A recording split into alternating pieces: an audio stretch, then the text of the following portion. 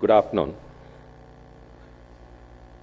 This is a lecture on medical error. Perhaps I should say it's a lecture on my medical error. And I'm hoping that there is no NDTV or any other press in the audience before which a flashing news might appear. I'm hoping there are not any around here. Before I commence the lecture, could I ask the audience to look at this X-ray for a moment? It's an X-ray of which I encountered 15 years ago as a senior registrar.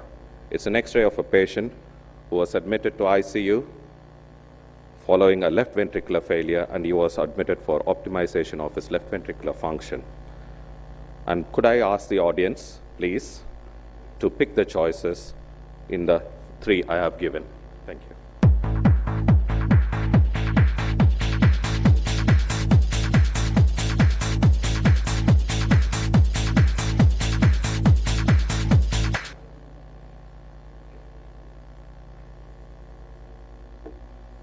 Thank God everybody got it as left-sided pneumothorax. I almost did not get the diagnosis 15 years ago. And it is that story I want to share with you today. Okay, can I have the first line? Why should I be talking about medical error? It's a pretty awkward subject to talk about. Everybody becomes very emotive. Feelings become negative. We don't want to recollect what we did wrong, and we just want to forget and soldier on to another day. But is that good enough? Or should we accept that we are all human and we all cause errors? Lots of our speakers for coming so far, we talked about critical incidents. Thankfully, they did not say, this person caused an error or that person caused an error. It is important to not blame people, and Dr. Rajshekhar was mentioning about blame. I'm going to take a slight different stance onto what blame means in this context.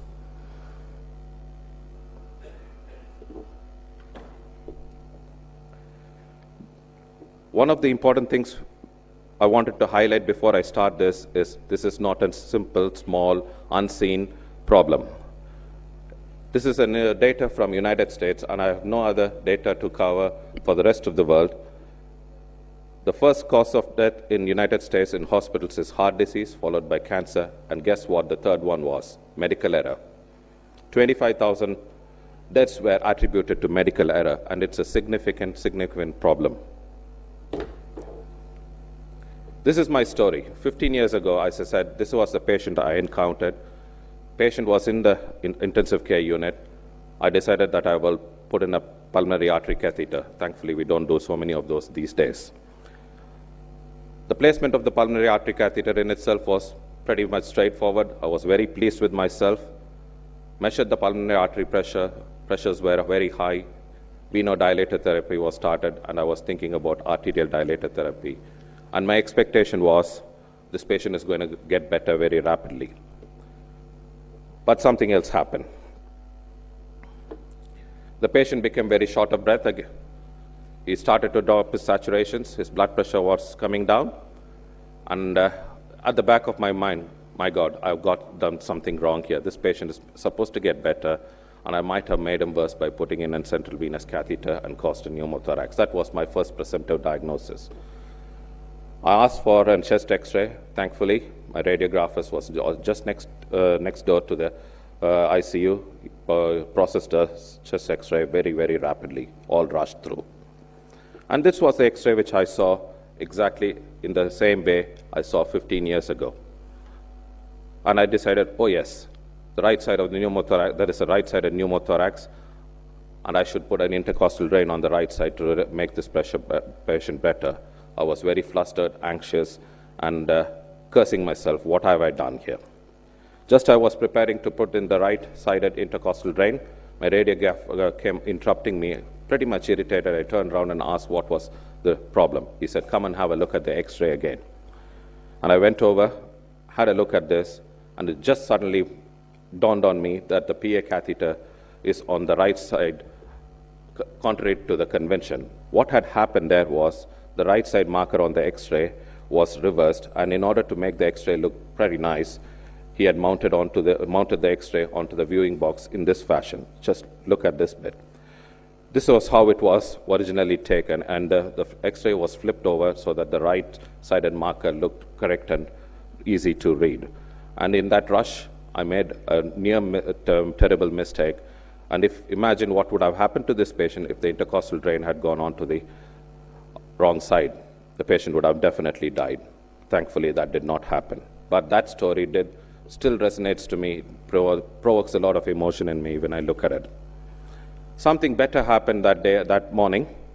The boss of the unit looked at what happened, and I reported this near miss. I was talking about it. And his question was, the question was not, who shall I blame? The radiographer or Senthil the anesthetist? He's probably not capable of doing this anymore. None of these questions were asked, which was the question I was dreading to confront. But instead, he asked the question, what made these two highly trained professionals nearly commit a fatal error? And that root cause analysis was done, and it was found out that the letter markers which was handed over to the radiographers did not have any adhesives or anything to fix. They just used a tape to put it onto the film before the X-ray was taken. And they rolled out adhesive tapes, self-adhesive radiograph markers, which can be only placed on the right way onto the films. That was a very good, significant change in the system, which probably prevented such an error from happening. Probably it was the first time, and maybe that was the last time as well. Moving on, I'm just going to look at medical errors. There's a lot of complicated classifications, but for today's purpose, I just divided it into two. Procedural errors, we are very, very familiar. A lot of our previous speakers were talking about procedural errors. We pride ourselves putting in epidural catheters, central venous catheters, nerve blocks, and the list is endless. We all practice not to commit procedural errors. We get very good supervision.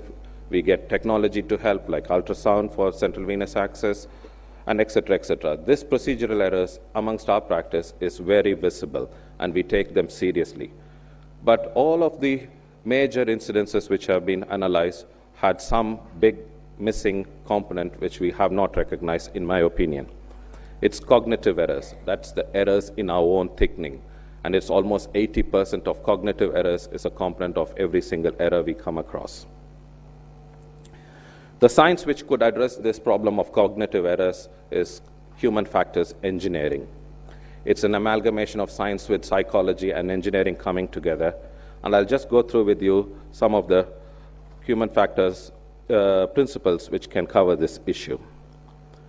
1908, Aix and Dobson described this relationship, which we are all very familiar these days. There is a relationship between our stress and the performance we can, the rate at which we do work and the quality of our work in terms of performance. An optimal stress level is very good. Lying down and sleeping, you're likely to cause a mistake. And same way at the other end of the spectrum, very continuous hours of activity and intensity of work tends to push us towards medical errors, or for that matter, any errors. He also described the relationship between the task complexity and the threshold at which errors happen. If the task is very complex, such as the green graph in this picture, let me relate this to my story. Let's say this was the PA catheter. In my hands, that was one of the complex procedures I would have done at the time. And to have done it at 3 in the morning, that had limited my abilities. So making sure that the complexity of the task is also taken into account when stress is considered in our daily practice. Just to build upon that same story, I wanted to talk about this 3-bucket theory and my story as such. I'm going to this is a well-validated model. The three buckets are the self bucket, the context bucket, and the task bucket. The self bucket in the story is me. The more I do, the more of the things which I do imprecisely, the buckets start to fill, and the heavier the buckets become, I'm likely to cause an error. What was my expertise? I would say, coming back, today I might say I might be an expert, but on that day, I've probably done 5 PA catheters, and not many times have been, all the times I've been supported by somebody who's an expert at it. And this was the first time I had to do it on my own at 3 in the morning. So my expertise was limited, and the bucket started to fill. My skill level, I was quite familiar with passing central venous catheters, but to float a PA catheter, there was a limited skill level. The bucket starts to fill again. My knowledge base was not a problem. I've done lots of theoretical reading on it. I've seen lots of procedures by various people and looked at videos, so that was not a major problem. But my capacity, that was a major problem. My capacity to look after patients at 3 in the morning with an intensive care unit which had 30 patients and lots of demand on me running around, my capacity to look after each patient was to be divided amongst them. Therefore, my capacity started to shrink, and the self bucket is starting to fill up very rapidly. And the next one is the context. What sort of situation I was working in?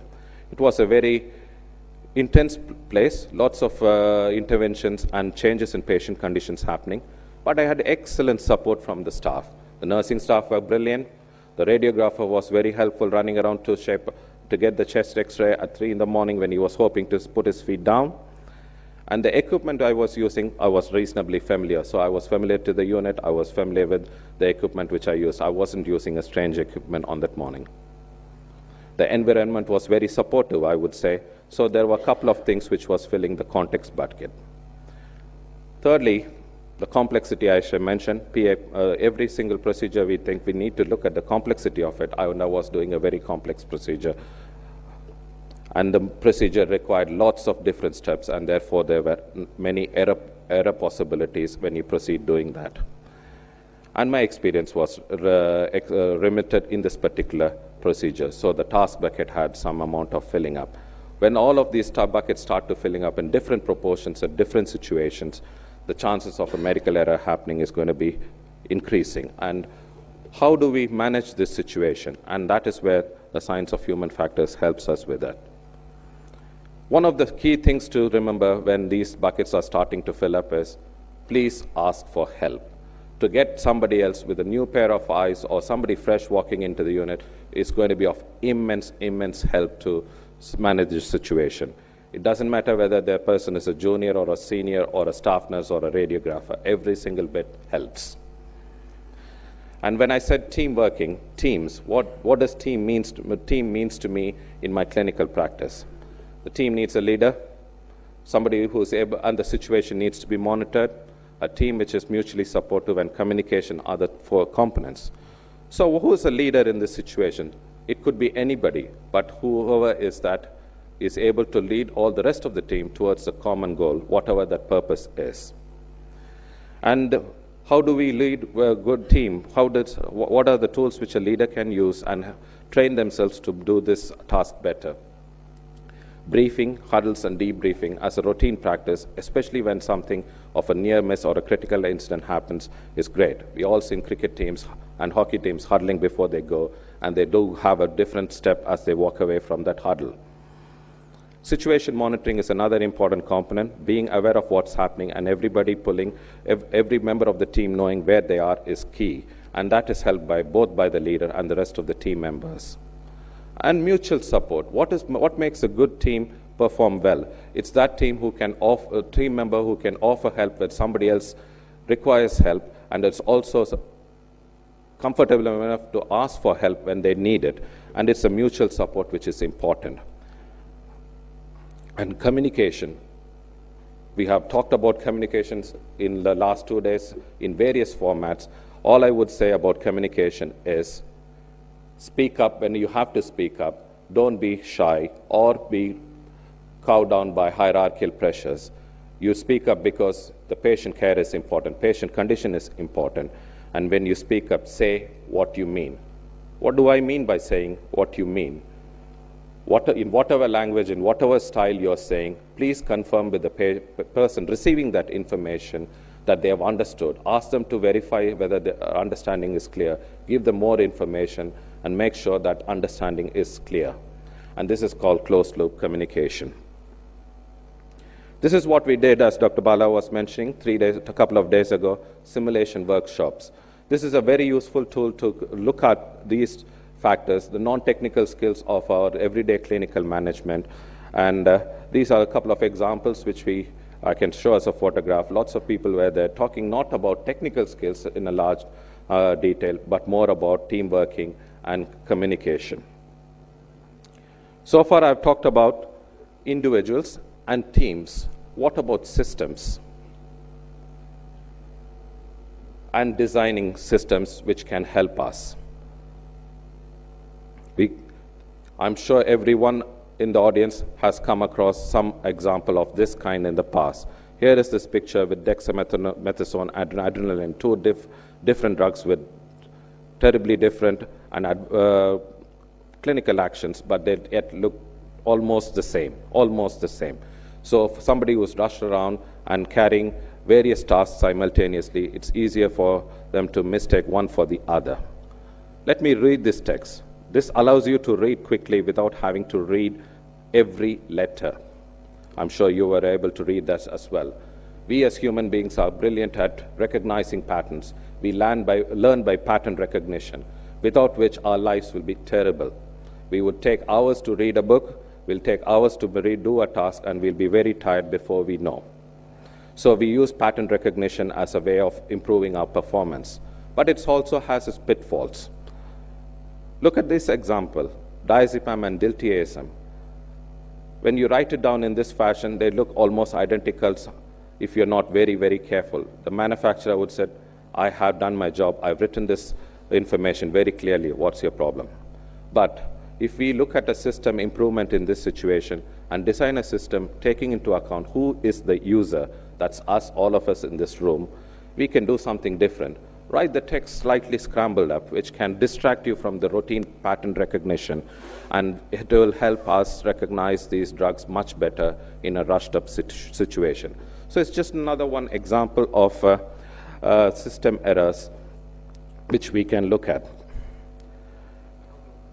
During the leadership summit, Murli was talking about his critical incident database. Dr. Rajshekhar was talking about having information coming from India. I would thoroughly recommend that everybody has this app in there and start filling in this critical incidents. Just not only things which had gone drastically wrong, but also near misses. Near misses are as important in terms of reporting as much as definite critical incidents. Why would that be? Because it allows all the experts in this field, various specialty people, and every one of us to look at patterns of errors, look at system deficiencies, and put in some important changes which can stop these errors from propagating repeatedly. I think, thankfully, I'm ahead of schedule. I was a bit concerned. The key points here I would like to just summarize for this talk is medical errors is too big to be ignored. The scale of the problem is bigger than we assume. We need to stop blaming individuals and teams. The blame context is slightly different here. And we start addressing system errors. If not, all mistakes will be repeated, and sooner or later, these mistakes will keep propping up, and nothing will improve. So please do fill in these databases. It is helpful to recognize system errors. The other last thing I would like to point out is answers lies in the lessons learned, not by blaming each other, but looking at it through the prism of human factors engineering. And I would like to finish this talk by quoting Reason, who is a prolific writer in this topic. We cannot change the human condition. Millions of years have gone by, and humans have evolved in various directions, but every time we have always seen human errors occurring. But we can change the condition under which humans work. And thank you for your time and patience. Thank you.